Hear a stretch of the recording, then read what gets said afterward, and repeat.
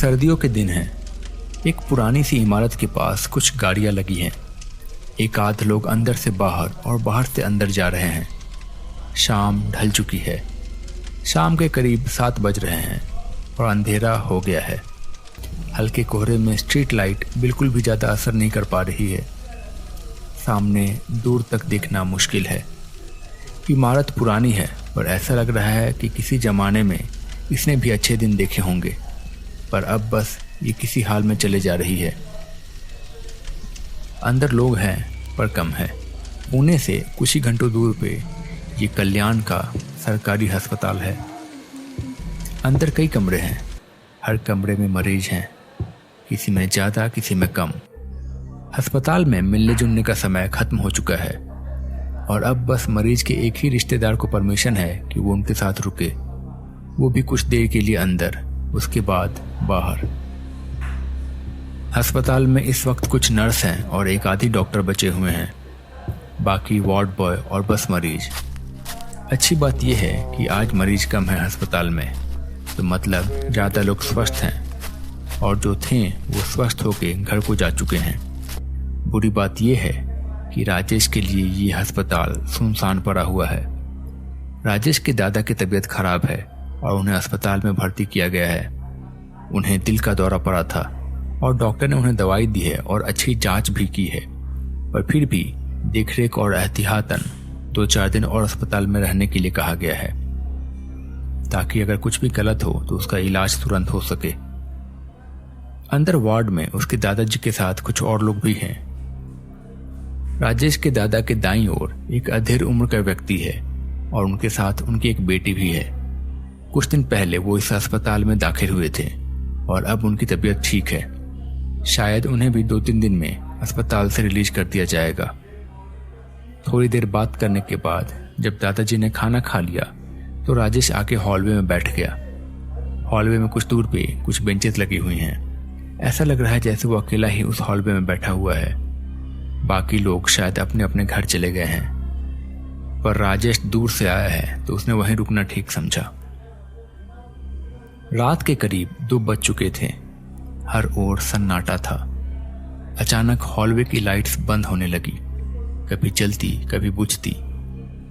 अचानक से राजेश को हॉलवे में एक बच्चे की हंसने की आवाज सुनाई दी।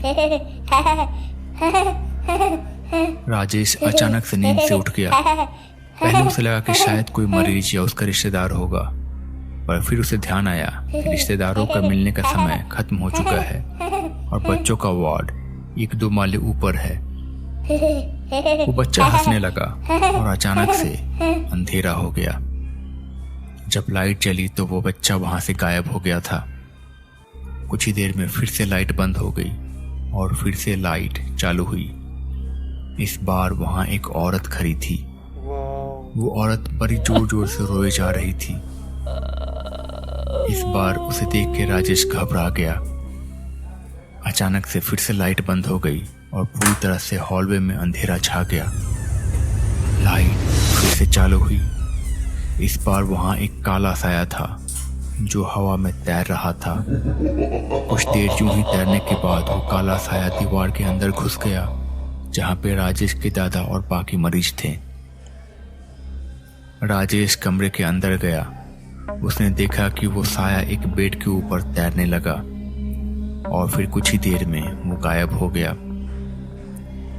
अगले दिन की सुबह हुई। पता चला कि उस मरीज की अगले दिन सुबह सुबह ही मौत हो गई। राजेश को समझ नहीं आ रहा था कि ये क्या था, पर उसने अपना वहम समझ के भुला दिया। दिन भर लेकिन वो उसी बारे में सोचता रहा। अगली रात को फिर से राजेश उसी हॉल में था। रात 2 बजे फिर से बत्तियां जलने बुझने लगी। आज फिर से वो लड़का दिखा और फिर से उसे वो लड़की दिखी जो पिछली रात दिखी थी। राजेश समझ गया कि उसने जो कल देखा था वो कोई सपना नहीं था। वो सोच रहा था कि फिर से वो साया आएगा अब, पर उससे पहले उसे वो आदमी दिखाई दिया जिसकी आज सुबह मौत हो चुकी थी। और फिर थोड़ी देर बाद वो आदमी गायब हो गया। उसके बाद फिर से वही साया सामने आया और पिछली रात की तरह वो दीवार के अंदर चला गया। और इस बार फिर से वो एक दूसरे बेड के ऊपर तैरने लगा और कुछ ही देर में गायब हो गया। अगले दिन उस मरीज की भी मौत हो गई। राजेश को समझ आ चुका था कि जब भी कोई मरीज मरने वाला होता है तो वैसे ही वो साया दिखाई देता है और उनके ऊपर तैरता है। पर वो दोनों ही मरीज बहुत ज्यादा बीमार थे। राजेश ने ये सब किसी को बताना चाहा, और वो किसे बताए उसे समझ नहीं आया, और अगर बताएगा भी तो शायद उसका कोई विश्वास नहीं करेगा। इसलिए राजेश चुप रहा। अगली रात को फिर से वही हुआ। रात को 2 बजते ही लाइट फिर से चालू होनी और बंद होनी शुरू हो गई। पहले वही बच्चा दिखा, फिर वो लड़की, फिर वो पहला आदमी, और अब आज वो आदमी जो आज मर गया था। और फिर उसके बाद एक भयानक मनहूसियत के साथ वही काला साया लहराने लगा और अचानक से दीवार के अंदर चला गया। पर आज वो साया उस लड़के के पिता के ऊपर लहरा रहा था जिसका बेट राजेश के दादा के बगल में था।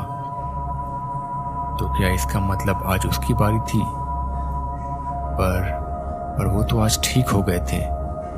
कल सुबह तक तो उन्हें रिलीज भी मिलने वाला था।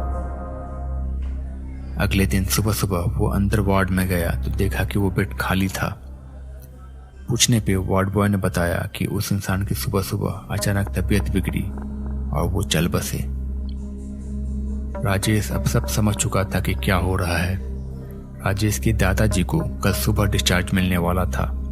वो आज की रात हॉलवे में बैठा हुआ था और बस ये प्रार्थना कर रहा था कि बस किसी तरह से आज की रात बीत जाए। बस आज की रात वो साया दादाजी के ऊपर ना जाए, और इसके अलावा वो कुछ और कर भी नहीं सकता था।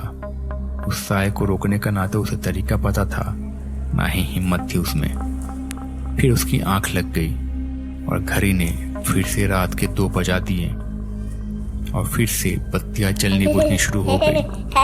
पहले वो छोटा लड़का दिखा उसे, और फिर वो लड़की, फिर पहला आदमी, उसके बाद दूसरा आदमी, और फिर उस लड़की के पिता जिनकी आज सुबह मौत हो गई थी। उन्हें देख के राजेश को बहुत बुरा लगा। वो सोच रहा था कि काश वो उन्हें बचा पाता कुछ करके। इतने में वो काला साया फिर से सामने आया और लहराने लगा, और लहराते लहराते वो दीवार के अंदर चला गया। राजेश भी वार्ड के अंदर चला गया। वो मन ही मन ये प्रार्थना कर रहा था कि बस उसके दादा को कुछ ना हो आज वो साया किसी और के ऊपर हो। बस आज की रात बाकी है। राजेश अंदर गया तो उसने देखा कि उसके दादा के ऊपर कोई भी साया नहीं था। उसने इधर उधर देखा तो वो साया कहीं नहीं था। राजेश खुश हो गया। शायद आज किसी की भी मौत नहीं होगी। शायद मौत का सिलसिला यहीं तक था।